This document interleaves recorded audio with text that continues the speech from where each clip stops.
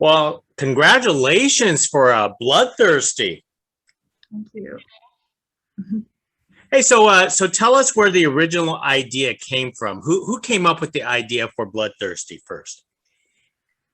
So I think it was originally mostly my concept as like a kind of autobiographical story. I was similar to Gray in Bloodthirsty, working on my second album and dealing with some artistic pressures and outside pressures from my team and expectations and everything, and it was really taking an emotional toll on me. And so talking to my mom about it, we decided that we should write about it.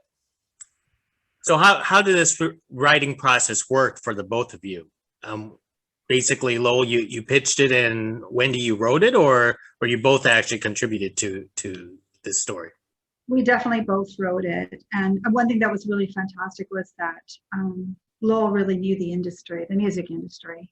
And she was able to really bring an authenticity to it, I think, even in the scenes with Vaughn, the things they talk about. Some of my favorite lines in the film is where she's talking about, or what he says, do you want to be a predator or do you want to be a prey? And I think her experience in the music industry, you can deal with all of those things as a singer, songwriter, artist, that can be preyed upon. And it's really a story about a woman coming into her own and becoming stronger as she also becomes a werewolf and becoming stronger as an artist. So I think, a lot of that came from Lowell and her experience and in the music industry, and she brought that authenticity to the film. Oh, it seems like this is a story about a predator going after its prey rather than a werewolf story. Is the music industry really like that? That's kind of perceived. Yeah, it's pretty predatory. And I'm glad that you saw the parallels there. But yeah, I mean, it's not like a full-on Me Too story or anything like that. It's a very complex story between, Gray and this producer, who is male and predatory, and then there's also that complexity that Gray is also a predator, and she's more of a predator trying to pursue her art, and then maybe that is being exploited in a way by Vaughn at times. But to answer your question, yes, I have. Vaughn was definitely, his character was written after a few people that I know, and I took a lot of their characteristics and incorporated it in this made up character. I'm going to go out on the limb that you evolved just like the character in the movie and became a predator yourself, right? Yeah, I bite now for sure. But I don't eat humans. Now, for both of you, I understand, Wendy, this is your first horror movie script that you actually wrote, and Lowell, this is your first script overall. How was this experience overall, trying to come up with this concept? Well, I was fortunate enough to work with a fellow, David Vaughn, who's, he's a master of the horror genre. And he really worked with us as a story editor on the plot. And, that was really, I think, really, really important. And then to also co-write with Lowell, who had such experience in the music industry. And also, of course, with writing music, which became a large part of the script writing, was writing the songs that showed the progression of Gray. So, I came into that. I think what I contributed in a sort of way was a knowledge of character. And I would write so many werewolf films because this character is a writer's dream because they're so conflicted. They're half human and half werewolf. And you can't ask for more than having a great conflicted character when you're writing a movie. And then those like beautiful parallels of being literally an animal and trying to fight that, and then as humans, us all having this like inner animal.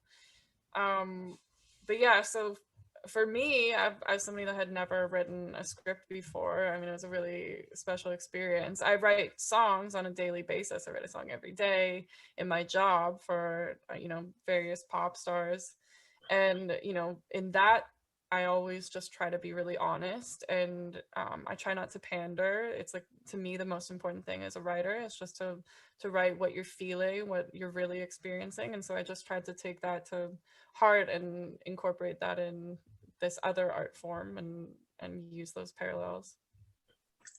It's nothing like songwriting, right? Script writing. It's a whole two different types of beasts, literally.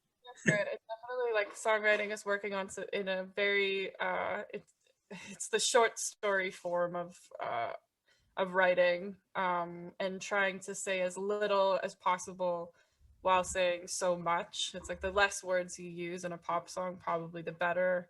Whereas writing an entire film is a different beast, and it was no pun intended, and it was definitely difficult at times. My mom and I got in a lot of screaming matches over the phone, but overall I think that all art is the same in that it has to be true, and it has to be honest, and fortunately I was able to really write what I know, making it so autobiographical.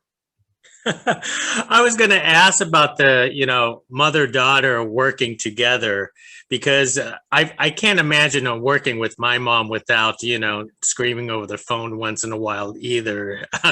But in the end, it was very satisfying, right? Did it basically brought you two closer together on a project? Yeah, totally. I mean, I think we really bonded over it. I think, like, what an amazing experience in life to be able to work with one of your children on a creative experience, the thing that you love. I mean, you love your children, but you love your art so much too. You're so passionate about it. And to be able to experience that creative process with another human being that you love so much, that was really a wonderful experience. Yeah, I definitely got to know my mom in a way that I don't think that I would have. You grow up knowing your parent to be this like custodial being, and not necessarily you don't know them as a human. And so talking about some of my own experiences working in art, and not really seeing, like, somehow I didn't see the parallels between like my job and my mom. And like, after talking all of this through and writing together, I think that I've realized how much we have in common, and how much I owe to her as an artist, as a successful businesswoman, and as a human. Lowell, can you tell us about I believe you came up with 3 new original songs for the film. Was that an easier process than script writing? No, it was harder. I don't know, because I don't know why it was hard, but I think I felt a lot of pressure. Gray, her character, or the main character, is going through this growth, and I had to represent her as being talented in the beginning, but not quite grown. And so that took a lot of self-reflection, putting a song that represented that I had written, to be like, this is a worse version of me as a writer. And then to the end, writing Bloodthirsty, the amount of pressure that was on me to be like, I need to write this song that just depicts all of this growth that Gray has achieved. And so yeah, it was quite difficult actually, but yeah, there's we have actually an EP coming out next week with all the songs that were written for the film, and also a couple of songs that weren't written for the film but that are in the film. I was going to say there were more music for the film, but that's also original music. Yeah. There's one song that is actually the actor, Lauren Beatty. She's also a singer, obviously, and she had a piece of her own music in it as well. Wow, excellent. It was quite a creative process. I think I don't think the film would succeed if we didn't have the right songs, because you need the audience to believe, A, she's actually, you know, a good songwriter, that she has this pressure, that her first album was successful. But like Lowell said, you know, we took songs from her earlier album, like No Talk or whatever. So kind of representing, as she says, like where she was then. So this was actually true too. Like that's where she was as songwriting, and then to show her progression as well as Gray's progression in it was so important. But I mean, I think, you know, the song, Greta's song, Loving You to Death, I think is really beautiful and haunting. And I think Bloodthirsty just sticks in your mind. Like, but it's so about, it's not just about being a werewolf, Bloodthirsty, it's about being an artist and people after you. You know, and we went through, I can remember Lowell saying to me once, this is ironic, in terms of our relationship of working together, like, because there's a line in Bloodthirsty that says everyone wants a piece. Well, there was a part when we were working together where my daughter definitely felt that her mom wanted a piece of her. So, yeah. Well, I guess that's actually very fortunate, because all the songs always represents the artist, and this is technically your journey, except you're not a werewolf. Or am I? We're hoping. Yet. Excellent. And for the both of you, do you two want to work together again, hopefully in another collaboration? We actually got some money to develop another project, maybe a sequel, maybe a series with werewolves. So, you know, we'll see how that all comes out, but hopefully we'll get to work together on that. It's been an amazing experience. I'm really pleased with the film, and feel fortunate getting to work with Lowell. And yeah, I think we still have a long career ahead of us, I think. So hopefully there'll be another collaboration. Excellent. Well, let me wrap things up with one last question. Obviously, you know, the past 12 to 13 months, the world has gone crazy. So I want to know is, how are you two still staying sane and creative during this entire time? Mm-hmm. Who wants to start? Oh, I'll go first. I live on Zoom. Like this is my seat, and I don't move.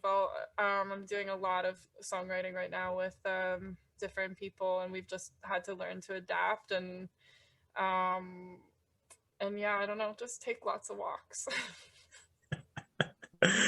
Wendy, last word. I was really fortunate in that we finished, I shot 2 features before COVID hit, and literally this one, Bloodthirsty, we finished on February 20th. I flew to Berlin to the festival, came back, and that was it. Everything shut down. So we were mostly in post. So I've been very fortunate that way.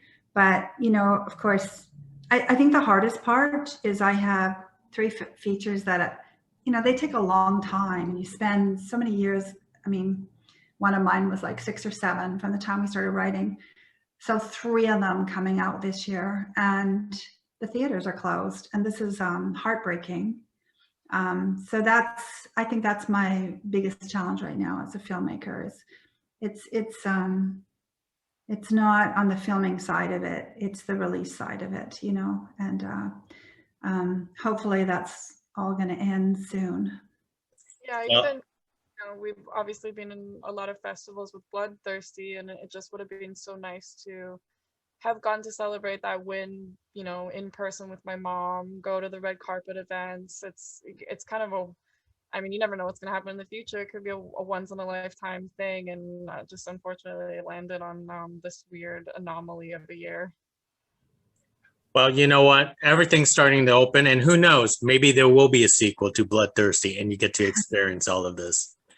Well, Wendy, Lowell, hey, thank you very much for carrying this conversation with me. It's been a pleasure. Thank you so much. Thank you. Bye.